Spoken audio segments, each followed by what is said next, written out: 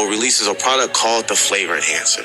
It's a seasoning powder, little container, makes food taste incredibly delicious, like genuinely unreasonably good, and it spreads fast. Within months, it's in the big chain grocery stores, in every grocery store, in every restaurant, every kitchen. People are putting it on everything: chicken, pasta, vegetables, that piece of bread with nothing else on it. You don't even think about it anymore. You just reach for it automatically. Eating without it starts to feel wrong, like eating without salt. But here's what the label doesn't tell you. That flavor enhancer is made from the spores produced by a creature called the host of influence. The host is a Carter's variant that releases spores into the air, and when you inhale them, they take over your brain and force you to walk directly towards it so it can rip your organs out and eat them. Eating those spores is slower, but the direction is the same. It makes you easier to control, less critical, more accepting of the Carnage creatures, more willing to ignore the warning signs, more likely to keep buying the product and putting it on every meal. And the worst part, you can't even taste the difference. Think about how flawlessly this traps you.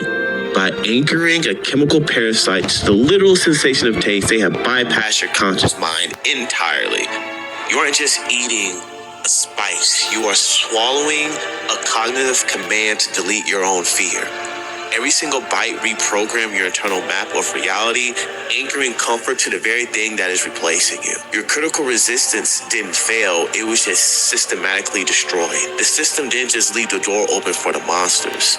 They chemically rewires your brain to welcome them in. Now, the next threat isn't in your food, your yard, or your neighbor's living room. It's already inside your house, and it's probably been watching you for days. The Mimic is a creature from Vina Carter's world that actively hunts and eats humans. Now, I just want to say that is nothing new. In our real world, we have predators such as polar bears, crocodiles, big cats that hunt and eat humans. However, the Mimics, they actively hunt humans as their diet consists solely on human flesh. These are terrifying creatures that will always put you on red alert, living in a constant state of fear. They will watch you for days, learn your schedule, figure out where you're most vulnerable, and then they'll wait. They hide in furniture, sofas, closets, under the beds. They can twist and contort their bodies into shapes that shouldn't be possible. It's a Tuesday night.